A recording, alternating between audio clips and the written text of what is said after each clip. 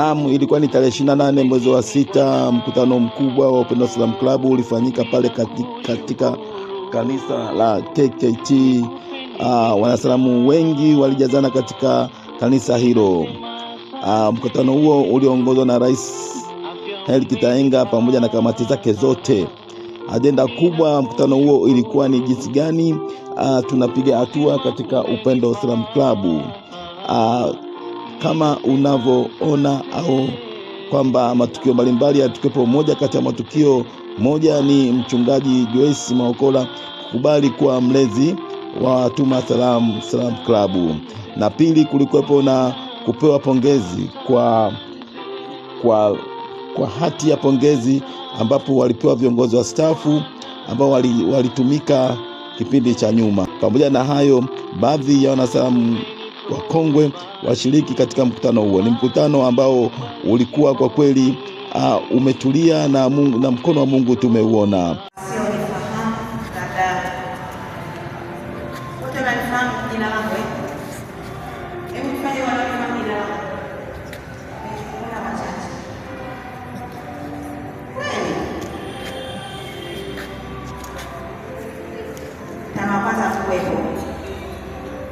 Kwa ajili ya utumishi ambao wanafanya kwa uaminifu. Tena neno nasema ulikuwa mwaminifu kwa machache na kuweka juu ya mengi.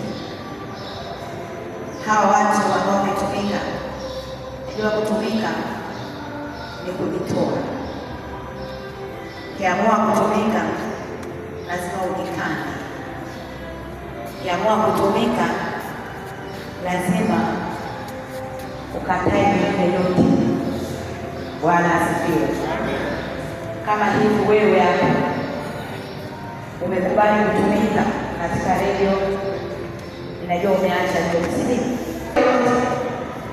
Yaani sisi tunajichukulia nini? Taji. Ndio tunachohitaji. Tukaketi na wazee wale 24 tukiimba wimbo kwa nini? Wimbo kuu wimbo kuu wafanya Hosana. Wimbo kuu Hosana. Kwa hiyo viongozi ambao wamemaliza na viongozi ambao wamechaguliwa, viongozi ambao leo napewa hizi shahada za kufanya kazi, sio kwamba mmemaliza kazi. Saidia kwa dhahabu kazi ya Mungu ndani ikasonga mbele. Zaidi sana wakatiana moyo, uwe na moyo. Kwa hiyo na sisi tuwatie moyo wa kazi tunayofanya na yule mzee mwenyewe. Bwana asifiwe. Haleluya. Amen. Siwe na maneno mengi. Bwana Yesu asifiwe. Basi kwa machache tuwapongeze sana na karibuni sana katika ushirika huu wa Kiingereza. Amen.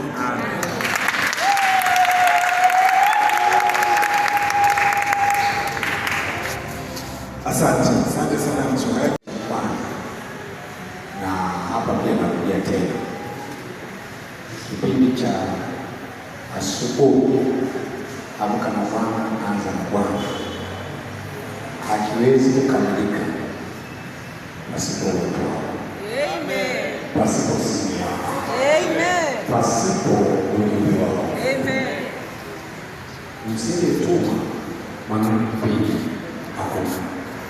Kwa hiyo ninawashukuru kwa sababu ninyi ndio mmesababisha kwa kile kipindi. Mungu awabariki sana. Amen. Sana. La pili ambalo napenda pia kuwashukuru kwa uvumilivu pia.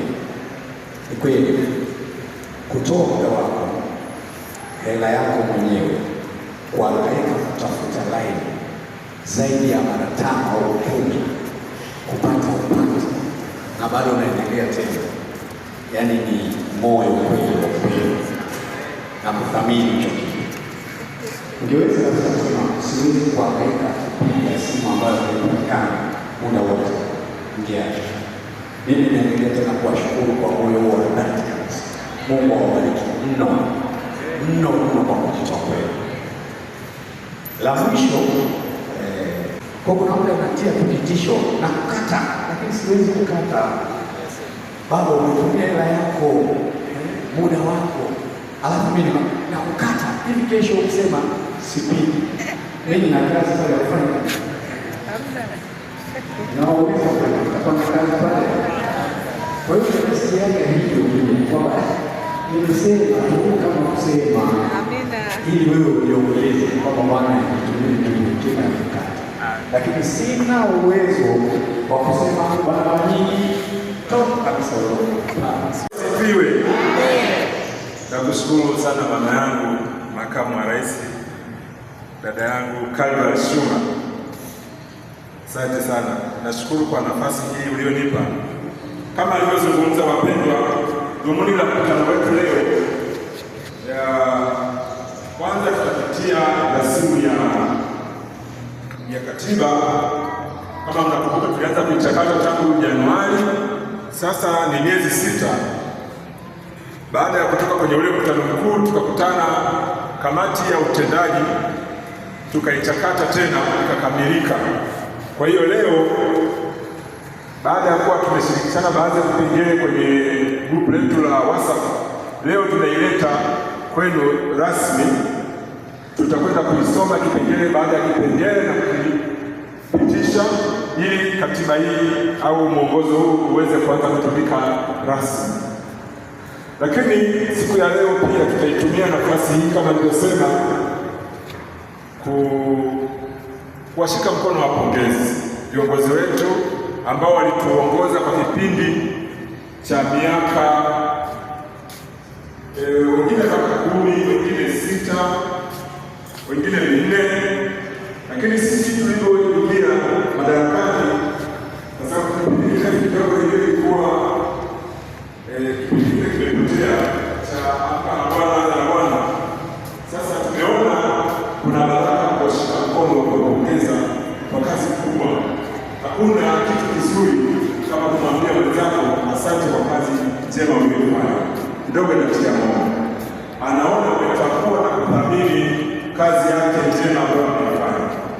Hiyo itaongeza chachu hata kwa mtu mwingine atakapochaguliwa, atakapopewa wito huu wa kumtumikia Mungu katika platform hii ya Salama, aweze kukubali, kwa sababu anajua baada ya kazi, safari ya kwenda mbinguni, tungekuwa hatujui ya kwamba baada ya utumishi wetu hapa duniani tutautumia kusomeana taarifa za mipango mikakati tulikotoka, tulipo na tunapokwenda.